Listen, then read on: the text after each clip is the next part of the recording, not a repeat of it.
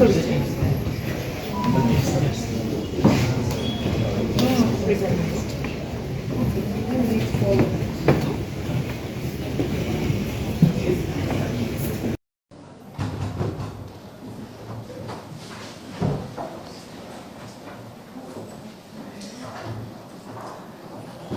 number 408 of 2024, Mwizerwa Ali versus Uganda.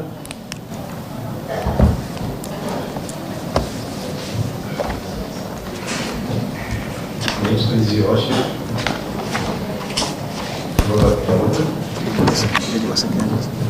I'm here in joint with the Honorable Senator Muhammad. Senior State Attorney, is that still your position? Or you have since changed your mind as you wanted to confirm to court? Incidentally, the trial judge has been assigned urgently by the principal judge to attend some other matter. It's not that that he's not available on policy grounds. He's simply on an urgent assignment by the principal judge. So,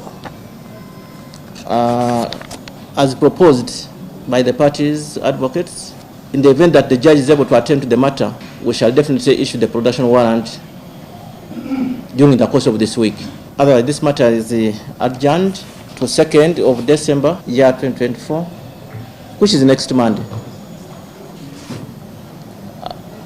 Applicant further remanded.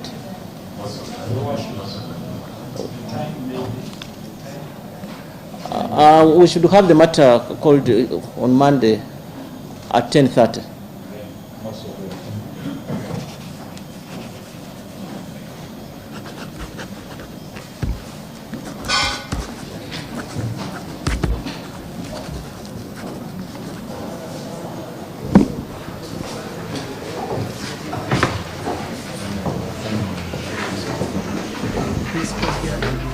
Ennaku z'omwezi buli kooti zeetuwa tujja kujjanga ffenna nga bwe tuliwo ffe tuwe client waffe ekyo ky'alina okufuna okumubeererawo.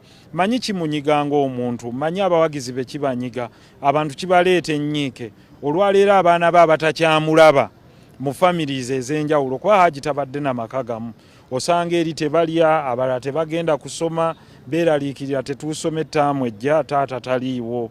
Olwaleero kati mukiri nkimanyi abaana kibanyiga, abamu babadde alabirira kibanyiga, kubanga ye musajja abadde akolerera amaka, bizinensi ze zinaagwa, ebibye binaggwawo. Twagala tubagumye nti buli kaseera tujja kujja tusabe yeeyimirirwa awoze ng'ava ebweru, nga n'abaana b'abalala bakyasobola okugenda ku ssomero, n'amaka ge amalala abe ng'akyasobola okugalabirira. So si kubeera eri ne bamala kati myezi 2 nga kiri kye mbagambye nti abantu abasinga bwe basibwa amaka gaabwe gasasika, abaana balekeraawo okusoma, embeera yonna eyonoonekera abasigadde abalala. So